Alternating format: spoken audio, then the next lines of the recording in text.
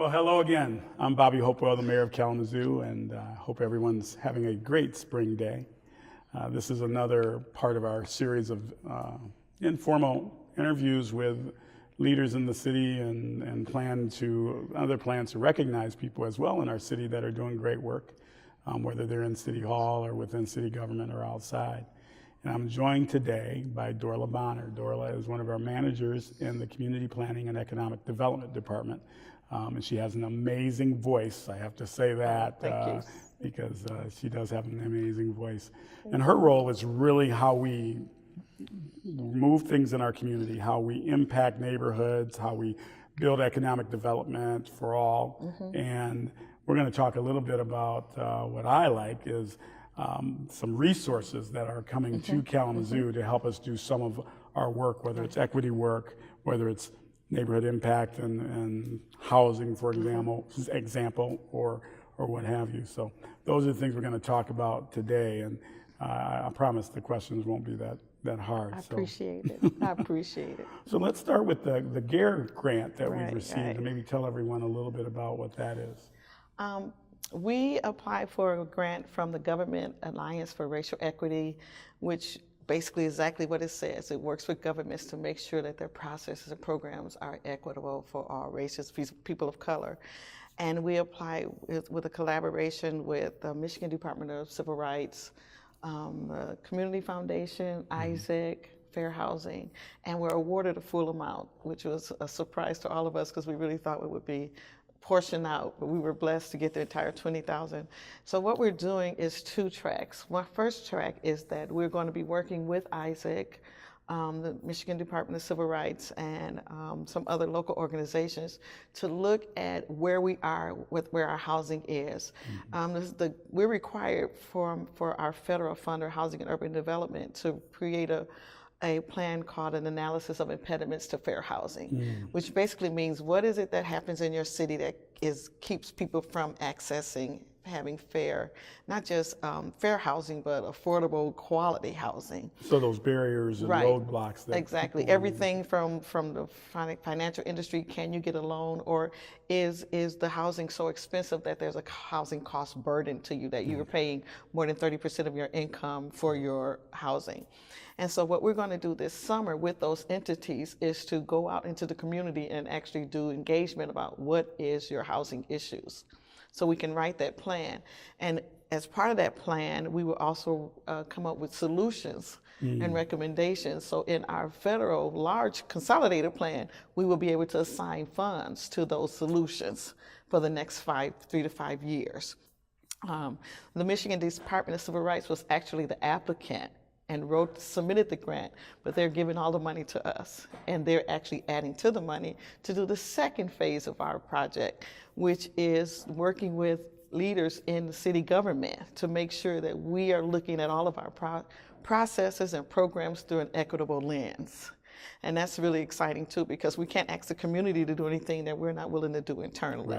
Right. So this is similar to some of the work that the commission has directed the city attorney to do in looking at our ordinances. Exactly. And I may bring him in to have a conversation about how we're trying to decriminalize some things, how we're trying to open up our purchasing policies and contracting policies to make them more equitable, that sort of work? Exactly. It'll go hand in hand with that. It's hand in hand with what's happening at the Community Foundation, which is also a partner with the Truth, Racial Healing and Transformation. So we're in this really cool track to make sure that we're looking at our city holistically and making sure that everybody has a right to participate in the city on an equitable level. And I believe that as we do this work, it will connect back. You mentioned the consolidated plan, which is a Housing and Urban Development Plan, which we're receiving additional resources from HUD, as it's called now as well. So maybe you can tell us about that and how these two programs link a little bit. The budget for Housing and Urban Development, which had been at risk for defunding, was actually increased by 40%. At all levels. And so who would have thought that? Who would have thought? I'm telling you, who would have thunk it, as the folks used to say. But so we will have more money coming in, our community development block grant, home investment and partnership, which is affordable housing, emergency solutions grant, which fights homelessness in our community, all of those dollars are increased.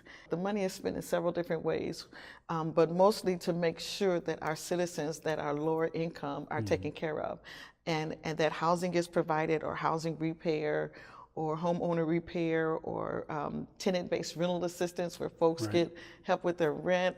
We do all this work through our community partners. So we're always doing something. Sometimes it's just very quiet. We help with the parks. We can improve parks. We can do sidewalks. One of our great projects for this year is helping Metro Transit make our bus stops ADA compliant for our handicapped folks in our lower income neighborhoods. So we're really doing some exciting things. So when we write our analysis of impediments from the GARE grant that will feed our Housing and Urban Development Consolidated Plan, we will know we will have better direction on how to better impact our folks for housing. That's, to me, one of the key opportunities for our city. If we can really dive into this work of attainable housing, as I'm calling it, some affordable. I think that's going to be the game changer for Kalamazoo. I believe that. I agree. Well, speaking of that, and I said I was excited about resources. We have a new partnership we formed with the Local Initiative Support Corporation. Yes. And so you take the GARE, and you take the HUD, and now you take LISC, and we have this continuum. The LISC partnership, Local Initiative Support Corporation, is very exciting because through our FFE dollars, we provided them with funding that they're going to match and bring more dollars. So that's really exciting. And they have, part of it is housing, and they have 4 tracks. They're going to do new build for single family housing, rehab, multifamily housing, repair, and multifamily new build. We're working right now with them to get, for this first year, I know we're going to have 10 new houses. And that may sound small, but it's a ramp-up process to get people to the place, and providers and organizations to the place where they can actually build and have the capacity to do so, because we're not just concerned about getting houses built, but we want affordable, sustainable, quality housing. We don't want clapboard houses that look like poor folks' houses, like some people say. We want houses that look like houses that any of us can live in. We don't want you to drive down the street and be able to identify one house from another. We want people to feel comfortable, drive up, open up the door, put their key in the door and say, this is mine, and it looks good, and I can eat when I pay my rent or my mortgage. And so it is very exciting to know that those things are happening. They also have an economic development track, which we're going to be working with organizations to build capacity to hire people. We're doing new businesses, entrepreneurial work. Right in our neighborhoods. Right in our neighborhoods. All of the money that we've provided for LISC is targeted for our 3 core neighborhoods, East Side, North Side, and Edison. They are the hardest hit neighborhoods when it comes to where the poverty levels are higher. And so what we're trying to do is, instead of always sending people out, make your own neighborhood great. You don't have to make somebody else's neighborhood great and then build there. Let's do what we need to do. We've been thinking about combining all of those funds. In my vision, I see, LISC building the house, and then with the community development block grants, we come and fix the neighborhood around the house. We make sure the sidewalks are straight. Maybe we put in a lamp post, just so when the person drives down their street, it's just a level of pride that they deserve because they're a citizen of this community. And everybody deserves that. You mentioned 10 houses, and you qualified that mention. But what I want everyone to know, and correct me if I'm wrong, this is not the only affordable housing work we're doing.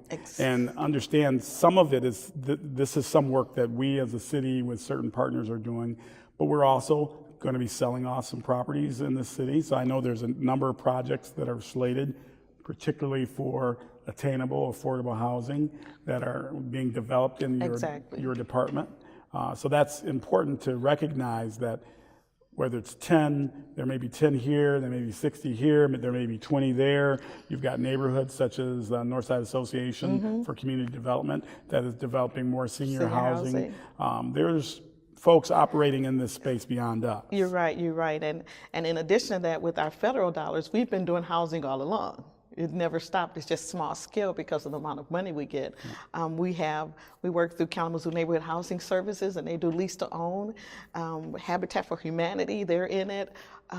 Community Homeworks, they're there, because even if it's not a new house, if we can keep your house stable enough and make sure that you have a energy efficient furnace and water heater, then you can stay there. Right. If we can fix your roof so you don't have to move. One of the exciting things we're doing this coming year with the block grant dollars is we're going to start working with people who get code violations that can't afford to fix it. So we can make sure you can stay in your house, and the code it doesn't get worse and worse. So we'll be doing some small within the city, small homeowner repair just for code violations for low income folk, because we want you love your home, that's why you stay. You pay for it, you're paying for it. So we need to help you and not penalize you because you have an issue that you can't afford to fix. So it's really exciting. Our vision is expanding on how we can help. Well, we're even looking at ways to better support individuals being able to take care of their own house. So maybe some tips and tools on keeping your house up to snuff and ready for winter or ready for the spring, what have you.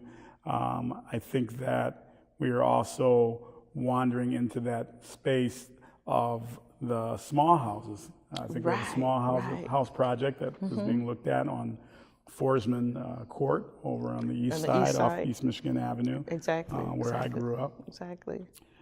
So this all connects back again to Imagine Kalamazoo. So the vision that all you folks that hopefully participated in developing over the last, well, not the last 18 months, but an 18-month period.